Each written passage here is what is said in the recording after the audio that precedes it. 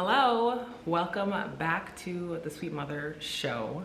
Today we're going to talk about how we met. So we're going to do a how we met story, but I've been planning to do it, the how we met story. I think I keep saying we're going to do that video, and then I never did it, and then we got married, and so now we're going backwards, and I want to get this one in. We're on our honeymoon. We're leaving tomorrow afternoon. We're currently at Cozumel, Mexico. Make sure to go find that video eventually if you want to see the honeymoon video. It's out there somewhere, so go look for that. Don't forget to subscribe. Give this video a thumbs up. Feel free to say something if you can hear us out there, you know? Okay, let's get into it. Okay, this is the story of how we officially met. We met on Bumble in November 2019. What were you doing? What was your experience like prior to November 2019? What were you doing? Well, I had only been on online dating for a few months, and before that I was only single for a few months. You were on there for 2 months? 3 months, I think. 3-ish months, right? 2-3 months, yeah. And before that you had never used online dating before? Correct.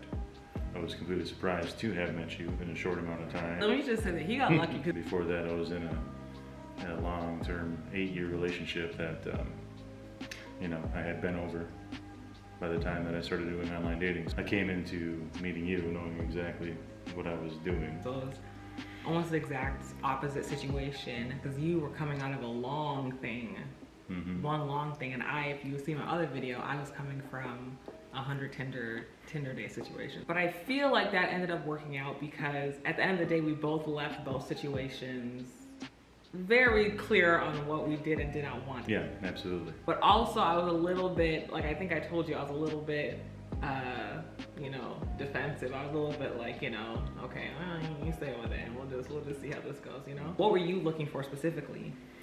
To keep it simple, somebody that I could just be myself around and feel comfortable, and I wanted someone who I clicked with, you know, what's the word, chemistry. I had to have chemistry there, and you know, just make sure that we could have everyday conversations and enjoy them, whether they're incredibly basic or profound conversations. I just wanted to be able to connect on a good level, and that's what I felt like we found with you early on. He's not a prisoner. Right. That's what I'm saying. Don't look at it. He's not a prisoner. He's there of his own free will. I feel like personally, I was always super self-conscious of being that person who's always like, oh, I have to get married, or what are we doing? Like, you know, pushing the whole, that's like a thing. It's like a genre of things that people like pushing that. So I was always super self-conscious about that and worked against that in terms of not wanting to bring it up or talk about it. So I would say the same stuff about like, you know, let's just, you know, like just let's see how it goes. But I did think at that point I was like interested in being with one person. I was definitely like, okay, at bare minimum I know I want to do that with just one person. That was my goal, and find the person, auditioning people to see who that person was going to be, basically. Yeah, I felt the same way. I think after I split from my long-term relationship, I originally was like, I'll probably be a bachelor for a long time or forever. He was trying to have a hot boy summer. That was happening. That was your words. At least for, you know, I thought I was, and then I got into it and I was like, this ain't for me. It's not my style. And met a few people who were just crazy, so I thought that was all I was ever going to meet on Tinder. Was the first app I was using, and so I switched to Bumble. You're lucky. You were out there for 2-3 months. He was out there for 2-3 months, hanging in there in the game, and I was there for years. Yeah, I think it's good that you didn't give up with all the dates you had, and it's good that I didn't give up either, because I had been through something that, you know, I could have given up completely or waited years, and I think just you know, the universe is aligned. I guess so. The universe was doing some aligning. So some destiny happened there. A little bit. We got lucky. We both got lucky. I feel like we both got lucky, and that's what I feel like at the end of the day. We both got lucky. I think I in specific was like, okay, let me see if I can find one person, and then we matched. We talked about it. We couldn't remember who swiped. Like, did you receive a notification that we had matched, or did you get it right away? I think I just must have swiped on you first, because I just got a message from you later. Like, normally if we connect, it'll tell you that it's a match. Right. But I don't remember getting that notification until I saw your message later. Like, I think you matched and sent me a message. I liked his profile. I definitely liked his profile. Because I didn't know what I was doing when I was making a profile. Yeah. Like, how do you make one? Did you Google how to make a profile? Of course. Yeah. You did, and followed all the instructions? It did. He had all the pictures. You know, some people don't use up the picture allotment. You put 1 or 2. He had a variety of pictures. The main selling point of your profile was, it was just one quote, like a one-liner, quoting himself. No, he's quoting the viewer, saying something like, Matt's cute, or he's good looking, or he looks like a good personality, I'm gonna give him a shot, something like that. I don't know. Something like that, yeah, like he's cute and he has a dog, he probably has Oh, he has a dog, yeah, he had a dog. Maybe I'll give him a shot and it was you, was what the... Yeah. It was good and short and to the point and sweet. Yeah. And I mean, I told you I wasn't the creator of the quote completely. I just took it and customized it to my own thing from some other online search. The general boxes, yes, those are there too. On Bumble, you have these little boxes where you can put in some key information about yourself. I didn't want to be like super shallow on like the boxes of like height and you know what you're looking for. And I do remember that you did put looking for a relationship. Yeah. I mean, he did put 6'4", so I mean that wasn't like a bad thing. Undergraduate degree, and then there was something else there that I think you did put agnostic. Agnostic and kids someday, maybe. And like kids someday. I don't remember too much about that one. Do you remember my profile? Yeah, I remember your profile. You had a lot of pictures of you having fun with your girlfriends. You had a picture of you doing rugby, so I'm interested because you do an obscure sport like I do. I'm into jiu-jitsu and Muay Thai, so the fact that you did rugby, you know, was interesting to me. I mean, obviously you looked very cute, very beautiful, so, you know, then I read through the quotes as well, and it was easy to swipe on that one. And I was pleasantly surprised when we matched. And yeah, you wrote a lot of, I think one of your quotes on your profile was you're not about that religious life, and that's important. So that was interesting to me to swipe on that. I had to say that because people really weren't understanding what that, they weren't understanding what it meant. And backing up for a second, I have a whole other channel called Igbo, the Agnostic, so go check out that stuff. I have not made a video in over a year at this point, well over a year, but I will come back to it eventually. But anyways, the whole thing is that we're both non-religious. You can use the hard A word if you want to. Some people don't like the hard A word, some people like the soft A word, agnostic. It's up to you. Go watch that channel, right? But that was incredibly important to me in my search going into it. Like I had like 4 main criteria, and one of them is like I didn't want someone who was religious, but I also didn't want someone who's like a crazy, you know, ranting lunatic either, you know? I wanted someone who was non-religious, non-spiritual, just kind of lives in the moment type of person. The very first question I had asked him, because he had said agnostic, and there's some people who just don't even know what agnostic means, to be honest, right? They just use it as another way to say some religious light or something like that. So I didn't want that. So the first question I asked you was, what does agnostic mean to you? So I really wanted to know what your answer was going to be. And he killed it. It was a very spectacular first answer. Like, I think you did a really good job with the answer. Thank you. Has anyone ever asked you that before, or was that the very first time? No one ever really asked me that before. I think it's on my profile for a reason, because I wanted people to know that about me, but nobody ever brought it up or asked me. And in fact, I ended up going on a couple of dates with another girl who I found out a couple of dates in that she was super religious, and I was like, well, this ain't gonna work. So I'm glad that you know, it's pretty important for anybody, no matter what your faith or beliefs are, you have to kind of align, I think. Right. Oh, Stella first question response to the first question, I would say. So response to really good. So that was a good indicator for me. His question he had asked you was, what brings you joy? Yeah. Basically. I thought, wow, that's a really good question. So I just said, let me just list everything. So I listed all the things. So I think that went well. Yeah, I just like to ask that question just to find out what makes you happy, what brings you, what do you like to do in life? I think it's just a quick, open-ended question, and you answered it very well as well. We had a lot of same common interests there, so things were aligning. So then I was like, okay, well, now we have to meet. Like, this is great. Yeah, we didn't waste a lot of time. I think I asked you out shortly after those first few messages, and then we decided to meet. I was really excited to meet you though, because of, you know, everything aligning so well in those initial few things. In my head, I can run with the story real fast, you know? And so I was tempted to do that, but I was like, no, let me just, oh my gosh, I'm like, all right, let's just relax, let's go into this and see what happens. And so that's how I was going into date number 1. So I don't feel like we had a bunch of exchanges on Bumble. It was just, it was like, hi. The short few first messages back and forth, and then we got your number and we set up the date. Right. Yeah. And the date was like a couple weeks later, I think, from when we. If that, If that, something like that, right? Okay.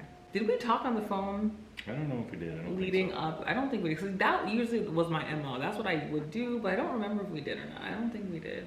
So I remember thinking when I met you the first time, you're hearing your voice, I'm like, oh, his voice is a lot deeper then, I mean, I would have guessed, but you know, you never really know. So I feel like I was surprised by your voice, but pleasantly surprised. So it makes me feel like we didn't talk on the phone. I don't think we did talk on the phone before. No. Okay. How were you feeling leading up to the date? Well, I'm always nervous. I was nervous and excited, and you know, it was like a cold November day, and we were going to meet at an art museum called the Walker and walk around inside. And I think she chose that place. It's a well-lit public environment for safety purposes. Smart move for you out there looking on first dates. And I don't know. I mean, I enjoyed our texts a lot, so I was excited to meet you. I wasn't really all that scared or at all. You know, it was just kind of excitement more than anything. We decided to meet up for the first date. It was like sometime in November. I feel like it was November. Yeah, right before Thanksgiving. Like a week before or something, not even. Of 2019. Like Thanksgiving was like that next Thursday or something. Right. I was late. I was coming from work, and so I don't know why I had decided to go there on a Thursday night. I know it was Thursday night. Because Thursday nights were free. That's exactly why. That's why we chose Thursday night, because it was free admission and we could walk around. And just have space. Because I don't like sitting down on first dates. I get too jittery and anxious, and I'd rather just walk around. But I work in St. Paul, and I picked this place in Minneapolis, and I was running late, and it was like 6 p.m. or something was the time. And then like trying to get from one end of the town to the other end in an hour in traffic. And then I changed at work. Like, I didn't have time to go home and change. So I was in the work office bathroom, putting on my makeup and changing my clothes and doing all the, you know, the whole bathroom in the bathroom, the work, and then like zipping and I knew I was gonna be late. And so I think I told you I was like running behind something like that. And eventually I got there in the parking lot all frazzled, like, and then I parked. So you were standing there and I walked over. And I have a video about it where we reenacted our first date kind of. First date, first impressions. I met in the entryway of the museum in the parking garage, and I was there early, so I was I get to pick my spot. I was going to go find a good spot to hang out where she'll find me. So I think I found a spot next to a well-lit sign, and just kind of hanging out. And then didn't have very good cell service in there, so I didn't really get to text and ask you what your ETA was or whatever. So I was just hanging out, and at one point I thought I might get stood up because she was a little late. So then I got a message from her saying, "Hey, I'm here, I'm parking." I'm like, okay, cool. And then she walked up, and you know, had a great outfit on, looked very pretty. I liked how tall you were too. You were taller than I thought you were in the photos. I mean, we both lied about our height, come to find out. Well, I mean, mine said I was 6'4", and I'm like 6'3" and 3/4, so I rounded up a 1/4 inch there. Mine said I'm 5'10", but I'm 5'9" and 3/4.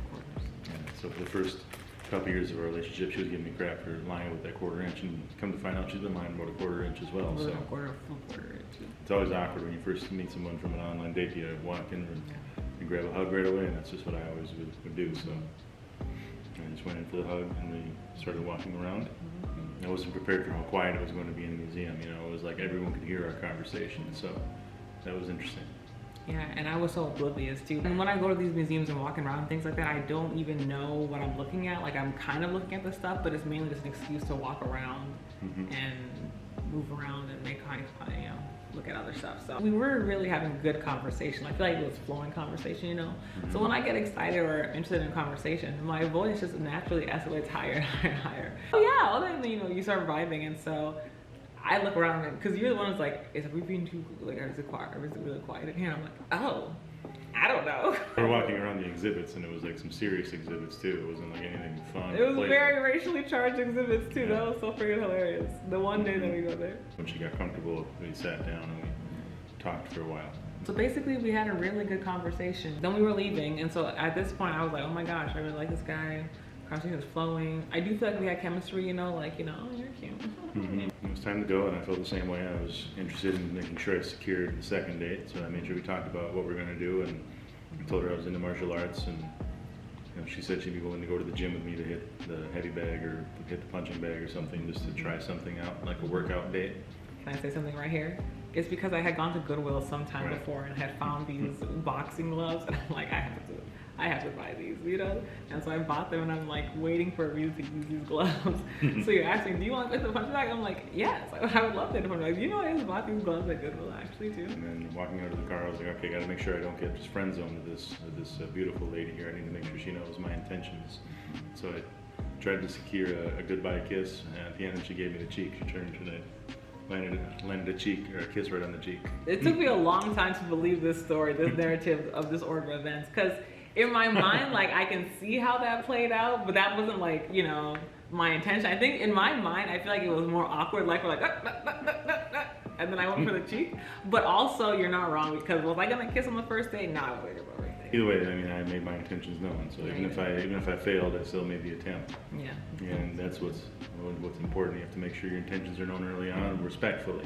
Yeah. And then she left, and then I got stuck behind another car that had a trailer, and I got stuck in the parking garage for about 30 minutes. Damn. Yeah, I got out real fast. So like, let me get out of here, because also I was embarrassed about my car too.